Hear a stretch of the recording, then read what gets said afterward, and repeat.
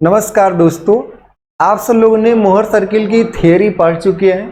First और second lecture को अच्छे से देखा होगा।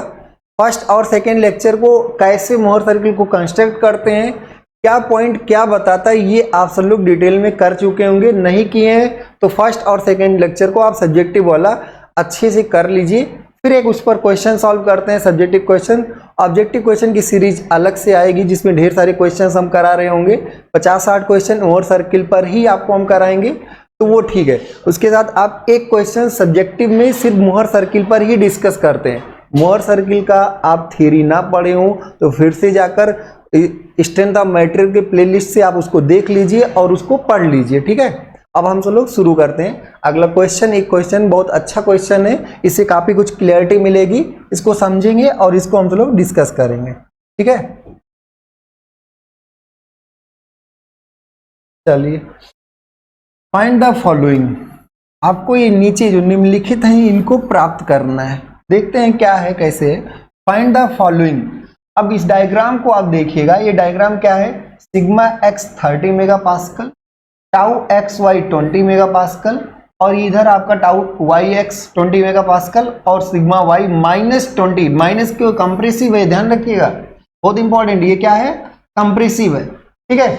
ये गिवन सिचुएशन थी और इन निम्नलिखित सबको हमें प्राप्त करना है। Normal and shear stress on inclined plane. कोई एक इंक्लाइंड प्लेन है, इसका नॉर्मल और शियर स्ट्रेस।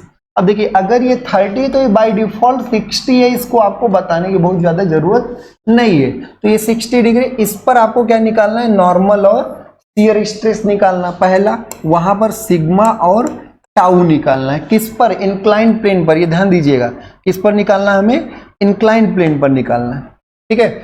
रिजल्टेंट स्ट्रेस निकालना है। अब नॉर्मल शियर निकाल लेंगे तो रिजल्टेंट स्ट्रेस निकल जाएगा। ऑब्लिक्विटी एंगल निकालना। अब ये एक इंपॉर्टेंट टॉपिक है कि ऑब्लिक्विटी एंगल क्या होता है, झुकाव का कोण क्या होता है, इसको भी आज हम सब लोग डिस्कस करेंगे। जो मोहर सर्किल में रिप्रेजेंट तो फाई से किया गया, पर हम नाम नहीं लिए थे तो नाम आज बताते हैं, ठीक है। Maximum shear stress and their plane. Maximum shear stress, अब ये मैक्सिमम शियर स्ट्रेस दो प्लेन्स में होते हैं बस, मैग्नीट्यूड वाइज, एक पॉजिटिव होगा और एक निगेटिव होगा, देखेंगे। Principal stresses and their plane.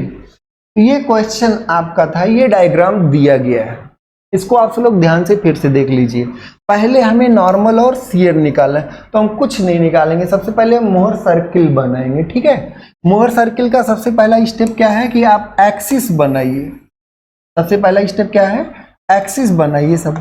तो एक्सिस बना लिए, ये सिग्मा हो गया और ये क्या हो गया, टाउ हो गया।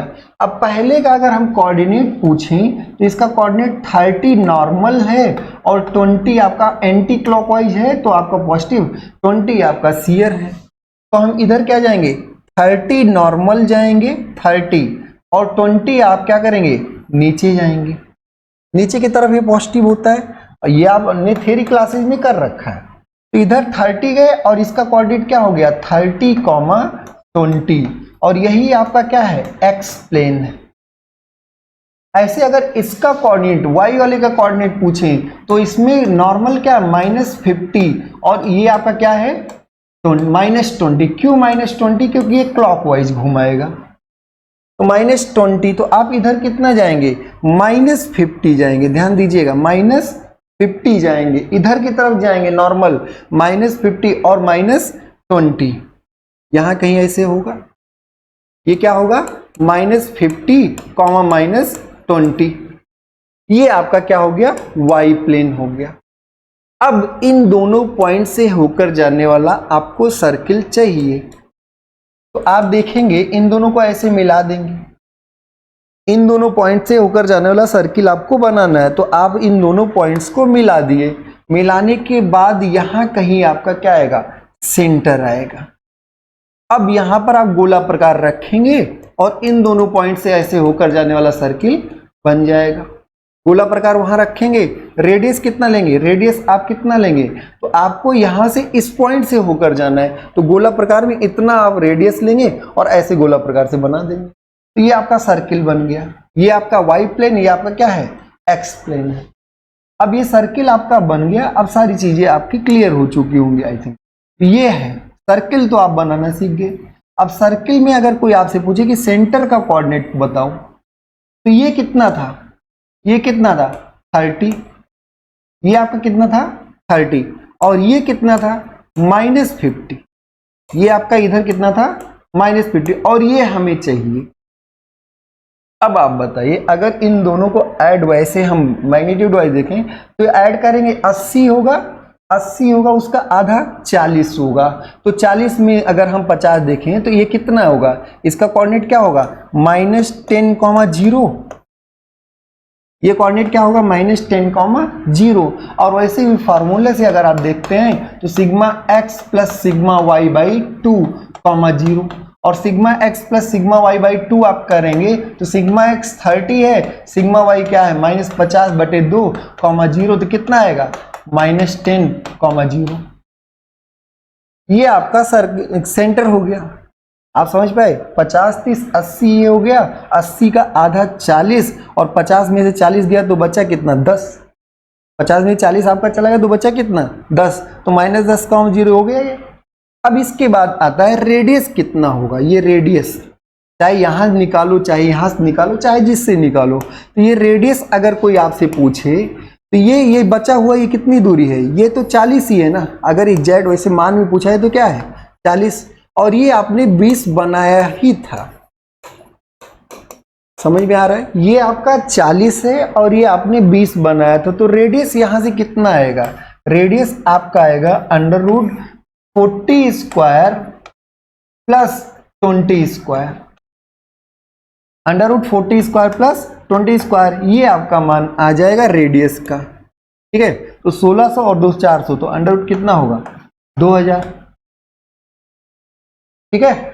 तो रेडियस आपका निकल जाएगा, कैसे निकला, ये 40 है ये 20 है, तो 40 का स्क्वायर और प्लस 20 का स्क्वायर का √ आपका होगा, लंब और आधार ये दोनों आपको पता है, तो लंब का स्क्वायर प्लस आधार का स्क्वायर का वर्गमूल, रेडियस निकल गया। अब हम तो लोग सब चीजें समझ चुके हैं, अब हम आपसे पूछें कि एक्स प्लेन से 60 डिग्री पर है, किससे, एक्स प्लेन से 60 डिग्री पर, एक्स प्लेन है कहां, एक्स प्लेन आपका है कहां, एक्स प्लेन आपका यहां पर है,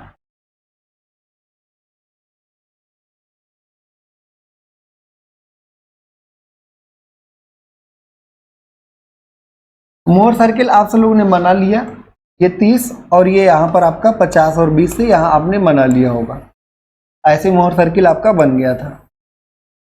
सेंटर कितना आया था,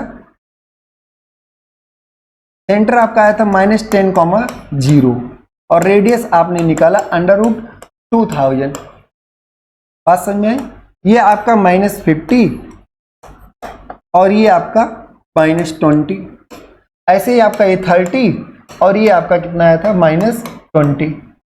अब आपको ये समझना है ये एंगल कितना होगा, तो ध्यान रखिए एक्स प्लेन को ये 2θ भी होगा, क्योंकि इस एंगल से आप यहां घुमाएंगे तो ये क्या मिलेगा, प्रिंसिपल प्लेन मिलेगा, यहां को क्या मिलेगा, प्रिंसिपल प्लेन मिलेगा।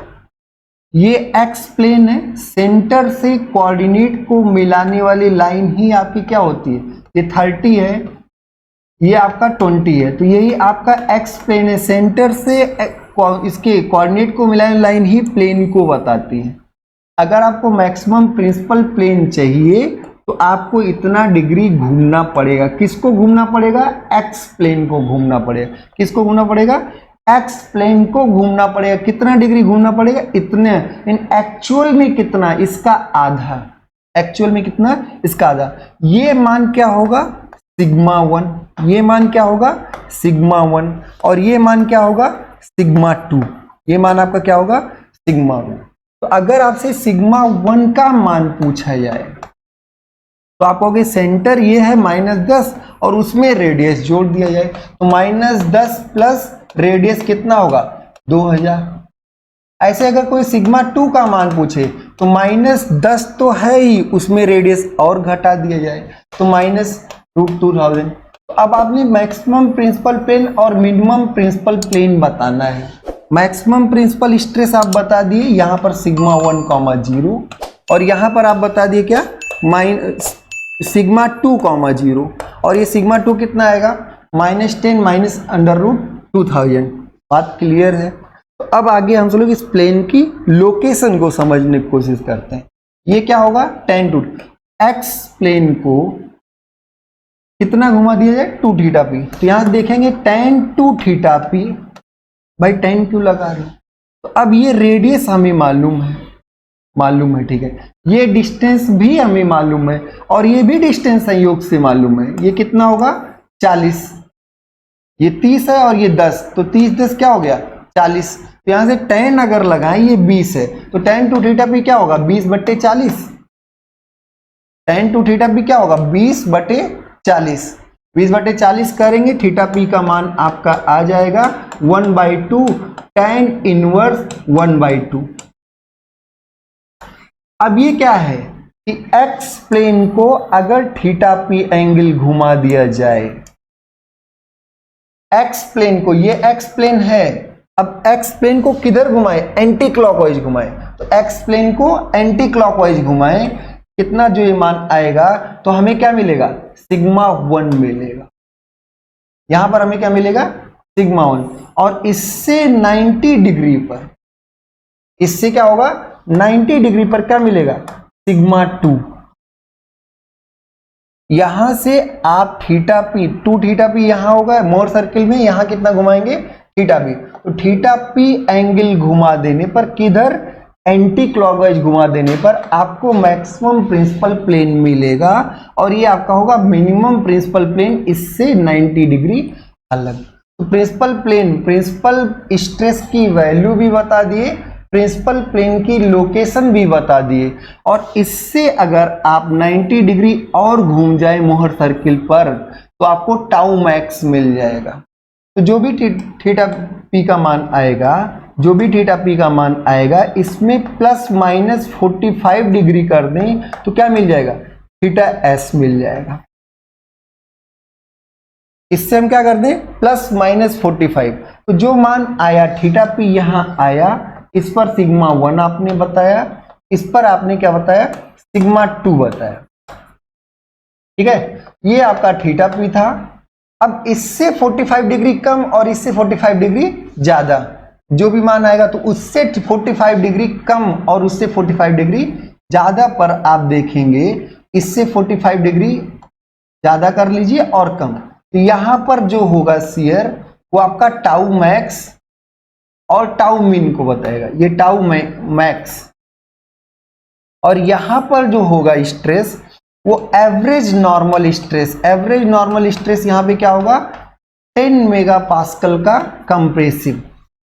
देखिए यहां पर सेंटर पर जब आप देखेंगे, तो सेंटर पर शियर स्ट्रेस मैक्सिमम होगा, ऊपर की तरफ भी मैक्सिमम और नीचे की तरफ भी मैक्सिमम, बशर्ते ये पॉजिटिव मैक्सिमम और वो नेगेटिव। ये क्या होगा, एंटी क्लॉकवाइज, और ये क्या होगा, क्लॉकवाइज। तो इस पर अगर हम सिग्मा का मान देखें, इस वाले प्लेन में, ये एक प्लेन बता रहा है कोऑर्डिनेट, तो इसका मान क्या होगा, tau sigma average comma tau max, इसका कोऑर्डिनेट क्या होगा, sigma average comma tau max, और सिग्मा एवरेज यहां पर क्या है, -10 आ चुका है पहले से ही, तो यहां पर आपका पहले से ही कंप्रेसिव स्ट्रेस होगा, यहां पर आपका पहले से ही क्या होगा, एवरेज कंप्रेसिव स्ट्रेस, और जिसका मान क्या होगा, 10 मेगापास्कल। बात समझ में आ रही है। तो यहां पर आपका टाउ मैक्स जिस प्लेन में होगा, वहां पर नॉर्मल 0 नहीं होगा, लेकिन नॉर्मल जहां मैक्स होगा वहां पर शियर 0 होगा, वहां पर शियर स्ट्रेस क्या होगा, 0 होगा। बात समझ में आ रही है। ये आपसे पूछा नहीं गया, पूछा ये गया था कि इस प्लेन पर आप नॉर्मल और शियर बताइए। ये प्लेन किससे, इस वाले से झुका हुआ है। अच्छा, अगर ये 30 तो ये भी तो 30 है, अगर ये 30 है तो वो भी क्या है, 30 है, ठीक है, कोई डाउट तो नहीं किसी को। अब क्या वाई प्लेन से ये 30 डिग्री झुका हुआ है, क्या ये वाई प्लेन से 30 डिग्री झुका हुआ है, हाँ बिल्कुल। वाई प्लेन से 30 डिग्री किधर की तरफ झुका हुआ है, तो वाई प्लेन से 30 डिग्री अगर आप देखें तो किधर की तरफ झुका हुआ है, क्लॉकवाइज डायरेक्शन में, क्लॉकवाइज डायरेक्शन में वाई प्लेन से 30 डिग्री। वाई प्लेन है कहाँ, वाई प्लेन यहां पर है, ये आपका वाई प्लेन है जिसका कोऑर्डिनेट था -50, -20, ये वाई प्लेन है। वाई प्लेन से ये 30 डिग्री, तो इससे आप इसमें किधर, ये आपका वाई प्लेन है, ये आपका क्या है, वाई प्लेन है, इससे आप किधर घूमेंगे पहली बात, तो इसको हम एंटी क्लॉकवाइज घुमाएं कि क्लॉकवाइज घुमाएं, एंटी क्लॉकवाइज घुमाएं कि क्लॉकवाइज, तो ये खुद बताएगा कि ये इधर क्लॉकवाइज घुमा है, तो आप ओ के अबाउट क्लॉकवाइज ऐसे घुमाएंगे, ओ के अबाउट क्या करेंगे, क्लॉकवाइज घुमाएंगे। कितना घुमाएंगे, कितना घुमाएंगे, तो अगर ये 30 डिग्री है तो यहां पर कितना घुमाएंगे, 60 डिग्री घुमाएंगे।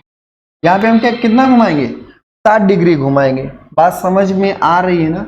अब 60 डिग्री घुमाएंगे तो इसका कोऑर्डिनेट बताएंगे, इसका जो भी कोऑर्डिनेट होगा, अब ये 2θp ही है, ये क्या है 2θp, तो 2θp + 60 करेंगे, जहां पर आएगा उतना खोड़ के घुमा के आप चादे की सहायता से इसका कोऑर्डिनेट बता देंगे।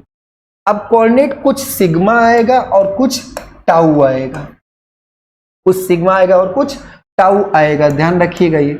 अब सिग्मा टाउ मान लीजिए जो भी आया, यहां हम निगेटिव भी दिखाएं तो निगेटिव आया, यहां पे सिग्मा ऐसे कुछ आया और टाउ आपका क्लॉकवाइज ऐसे आया, ये सिग्मा है और ये टाउ है, ये सिग्मा आपका है और ये क्या है टाउ है, ठीक है। अब आप यहां पर पहली बात तो नॉर्मल और शियर का मान बता दिए, दूसरा यहां से रिजल्टेंट स्ट्रेस पूछा गया है, तो रिजल्टेंट स्ट्रेस कैसे निकालेंगे, अगर किसी प्लेन में नॉर्मल आपका सिग्मा है, शियर आपका टाउ है, तो रिजल्टेंट इन दोनों के कहीं बीच में होगा,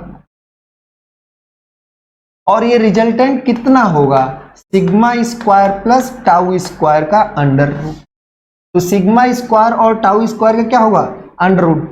अब क्वेश्चन ये पूछा गया है, कहीं भी अगर दो फोर्सेस लग रहे हैं परपेंडिकुलर हैं तो उनका रिजल्टेंट क्या होगा, उनका रिजल्टेंट इसमें आपका आएगा, रिजल्टेंट कितना आएगा under root sigma square plus tau square. अब इससे बना कोड पूछा गया है, तो ध्यान दीजिए एक पॉइंट यही हम मिस किए थे, इसको बताना था, किसी भी प्लेन में नॉर्मल और शियर स्ट्रेस का रिजल्टेंट ही रिजल्टेंट स्ट्रेस भी कहलाएगा, जो under root sigma square plus tau square होगा। किसी भी प्लेन में नॉर्मल और शियर का रिजल्टेंट नॉर्मल से जो कोण बनाता है, नॉर्मल और शियर का रिजल्टेंट नॉर्मल से जो कोण बनाता है वही क्या कहलाता है, एंगल ऑफ ऑब्लिक्विटी। इसी फाई को हम क्या बोलेंगे, angle of obliquity, angle of obliquity कहेंगे, या इसी को ऑब्लिक्विटी एंगल भी बोल सकते हैं। तो एंगल ऑफ ऑब्लिक्विटी क्लियर रहिए कि किसी भी प्लेन में नॉर्मल और शियर का रिजल्टेंट, नॉर्मल और शियर का परिणामी नॉर्मल से जो कोण बनाता है वही एंगल ऑफ ऑब्लिक्विटी कहलाता है, ध्यान रखिएगा। तो ऑब्लिक्विटी एंगल अगर ऐसे निकालना हो तो हम क्या निकालेंगे, tan phi equal to tau upon sigma, tan phi equal to tau upon sigma, ये टाउ है और ये क्या है सिग्मा है, तो टाउ अपान सिग्मा आपका ये आएगा, ये आपका टाउ है, क्लियर है। अब इसी फिगर में अगर एंगल ऑफ ऑब्लिक्विटी पूछा जाए तो सेंटर से जो ये लाइन आपने मिलाया है और ये नॉर्मल होगा, ये आपका क्या होगा नॉर्मल होगा,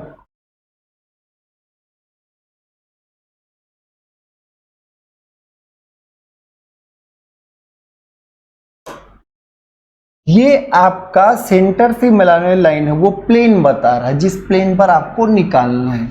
इसका आपने कोऑर्डिनेट निकाला, कुछ सिग्मा आया और कुछ टाउ आया, इसका कोऑर्डिनेट कुछ आपने सिग्मा निकाला और कुछ टाउ निकाला। तो अब अगर आपसे कोई पूछे एंगल ऑफ ऑब्लिक्विटी क्या होगा, इसका कोऑर्डिनेट आप यहां से देखेंगे, सेंटर जो आपका ओरिजिन है, ओरिजिन से उस प्लेन को मिलाइए, ओरिजिन से, सेंटर से नहीं, किससे, ओरिजिन से उस प्लेन को मिलाइए। कहां से मिलाना है, ओरिजिन से उस प्लेन को मिलाइए तो ये आपका सिग्मा बताएगा, ये आपका क्या बताएगा सिग्मा, और ये आपका क्या बताएगा टाउ। तो यहाँ ओरिजिन से उस प्लेन को मिलाने वाली लाइन नॉर्मल एक्सिस से, ओरिजिन से उस प्लेन को मिलाने वाली लाइन नॉर्मल एक्सिस से जो कोण बनाएगा वही आपका क्या कहलाएगा एंगल ऑफ ऑब्लिक्विटी। बात समझ में आई? तो अब आप यहां पर इस प्लेन को इससे ओरिजिन से मिलाएंगे और एंगल ऑफ ऑब्लिक्विटी निकाल लेंगे। ठीक है, कोई दिक्कत तो नहीं। अब आगे एक केस और छोड़ दिए थे, उसको भी बता देते हैं। जैसे मान लीजिए कोई एक ग्लास है, इसमें पानी भरा हुआ है, इसमें पानी भरा हुआ, ठीक है। अब कोई अब आपसे पूछे कि इस पॉइंट का स्ट्रेस, यहां इस पॉइंट के बारे में आप बताइए, तो पास्कल ने आपको बताया था कि इस पॉइंट पर चारों तरफ से एक ही लेवल में किसी जगह अगर आप जाएंगे तो चारों तरफ से प्रेशर क्या होगा समान होगा। एक ही तल के हर एक बिंदु पर चारों तरफ से प्रेशर क्या होता है समान होता है। यहां यहां यहां हर जगह आपका क्या होगा रोजी एच होगा, हर जगह रोजी एच। तो अब इसका अगर हम इसका इस पॉइंट एलिमेंट का अगर हम स्ट्रेस लेवल शो करें, इस पॉइंट एलिमेंट का स्ट्रेस लेवल शो करें तो आप क्या पाएंगे, इस पॉइंट एलिमेंट का स्ट्रेस लेवल हर तरफ से चारों तरफ से आपको ये दबता हुआ ही दिखाई देगा। और कितने प्रेशर से, चारों तरफ से कितने प्रेशर से, पी से ही, इधर से भी और इधर से भी, चारों तरफ पी से दबता हुआ दिखाई दे। इस पी का मान क्या होगा रोजी एच, गेज प्रेशर होता है ये, हाइड्रोस्टैटिक में आप पढ़े होंगे। अब क्वेश्चन इसका मोहर सर्किल बनाएंगे। तो जब आप मोहर सर्किल का पहला स्टेप सर सिग्मा और इधर टाउ, इस प्लेन पर शियर नहीं है लेकिन नॉर्मल है। नॉर्मल कितना है कंप्रेसिव, नॉर्मल कंप्रेसिव, कंप्रेसिव इधर की तरफ होता है तो माइनस पी कॉमा जीरो इस प्लेन पर, माइनस पी कॉमा जीरो इस प्लेन पर भी माइनस पी कॉमा जीरो, किसी भी प्लेन पर आप जाएंगे तो माइनस पी कॉमा जीरो। सही। तो इसका मोहर सर्किल क्या होगा, इसका मोहर सर्किल एक पॉइंट सर्किल होगा, इसका मोहर सर्किल एक क्या होगा पॉइंट सर्किल होगा। तो हाइड्रोस्टैटिक प्रेशर के केस में मोहर सर्किल एक पॉइंट सर्किल होता है, वो भी निगेटिव सिग्मा एक्सिस पर होता है। हाइड्रोस्टैटिक प्रेशर के केस में किसी भी पॉइंट का मोहर सर्किल क्या होगा पॉइंट सर्किल होगा, वो भी कहां पर होगा निगेटिव सिग्मा एक्सिस पर होगा, ध्यान रखिए। तो इसका अगर सेंटर पूछा है तो सेंटर भी माइनस पी कॉमा जीरो, और रेडियस पूछा है तो इसका रेडियस क्या होगा जीरो। हाइड्रोस्टैटिक प्रेशर के केस में रेडियस आपका क्या होगा जीरो होगा, ध्यान रखिएगा। अब मोहर सर्किल आपका कंप्लीट हो जाएगा। ऑब्जेक्टिव पॉइंट ऑफ व्यू से दो सीरीज है उसको करा दिए, एक सब्जेक्टिव क्वेश्चन भी हमने आपको कराया, आप उसको खुद कैलकुलेटर से करेंगे, और एक हमने पॉइंट सर्किल का भी केस बताया। Uniaxial loading, biaxial loading, ये सारे केसेस आप कर चुके हैं जो हमने आपको ऑब्जेक्टिव में कराया है, ठीक है। तो अब मोहर सर्किल में अगर कोई और डाउट होता है तो आप उस क्वेश्चन को भेजिएगा, हम उसको भी करा देंगे। आज के लिए इतना ही, बहुत बहुत धन्यवाद।